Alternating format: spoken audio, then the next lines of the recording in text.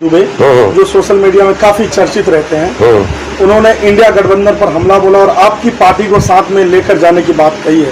उन्होंने कहा कि अगर ऐसा नहीं होता तो फिर ये गठबंधन बिल्कुल फेल। माइनॉरिटी का वोट इनको पसंद है, माइनॉरिटी के लीडर इनको पसंद नहीं है।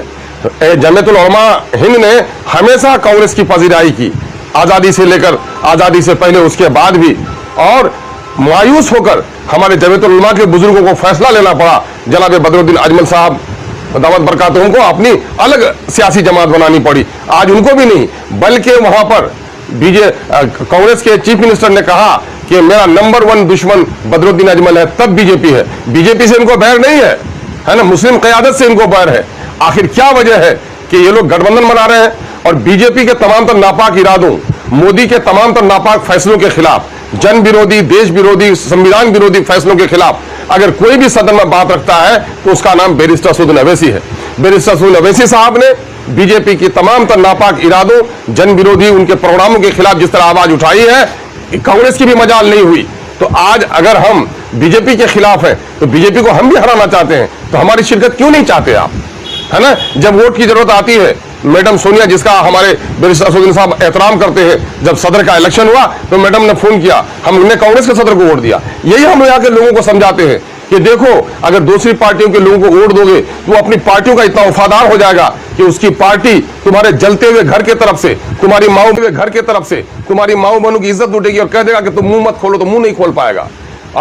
और एमआईएम को वोट दोगे तो एमआईएम जाकर बीजेपी के खिलाफ जो भी हुकूमत बनेगी, बीजेपी के खिलाफ वोट डालेगी और साथ ही आपके मसाइल की आवाज उठाएगी, आपके हक की आवाज उठाएगी। तो आपको तो यहाँ पर दोहरा फायदा हो रहा है और इस बात को अल्हम्दुलिल्लाह लोग समझ रहे हैं। हमारे क्षेत्र को कोई भी हिस्सा नहीं मिल रहा है। टिकट की मारामारी चल, अब टिकट की मारामारी चल रही है तो वो लोग जाने। हम लोग तो ये समझ रहे हैं कि पार्टी के टिकट की मजाल नहीं है कि किसी को जिता देगा। सीमांचल की जनता जग चुकी है, सीमांचल की जनता अपने वोट की मालिक है, सीमांचल की जनता जिसके हक में फैसला करेगी, किसी के बाप की मजाल नहीं कि उसके फैसले को कोई तोड़ सके। ये टिकट क्या, गुलामी किसी की। आज सारी देश में सारे कमजोर तबके ने अपनी लीडरशिप खड़ी कर दी है और लीडरशिप खड़े करने को मैं बुरा नहीं समझता। जब तक कांग्रेस के बड़ी जातियों का वर्चस्व रहा, यादव भाइयों का शोषण हुआ, लालू जी उठे, पिछड़े यादवों को उसने हक दिलाया, आज अग्नि पंक्ति में पहुंचाया।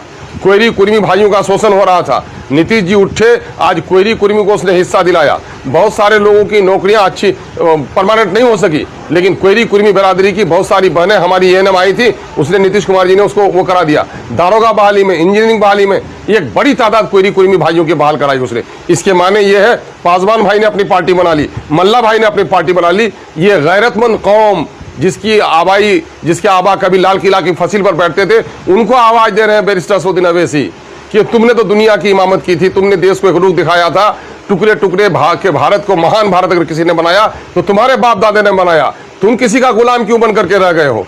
तुम्हारे शरीयत पर भी हमला होता है तो तुम्हारे वोट से चुना हुआ एमपी, उसको बोलने की इजाजत नहीं दी जाती है।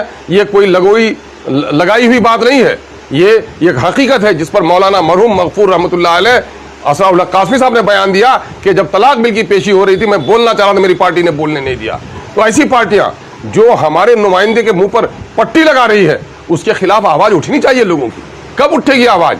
आज अल्हम्दुलिल्लाह दिल्ली, पंजाब में, बाहर में रहने, कतर में, सऊदी अरब में रहने वाले हमारे परदेसी नौजवान जब टीवी में, मीडिया में, सोशल मीडिया में जब ये देखता है कि बिहार में चाहे मारा जाए, शहबाज मारा जाए एसएसबी के जवानों की तरफ से, बाबर मारा जाए गया में, समस्तीपुर में सोनूबर दिन के 8 बजे मारी जाए एक 35 साल टीचर, गुलनाज मारी जाए, मदरसा जलाया जाए, तो कोई नहीं अगर आवाज़ उठती है तो एमआईएम की तरफ से उठती है। सैलाब जदगान की आवाज़ उठती है तो एमआईएम की तरफ से होती है।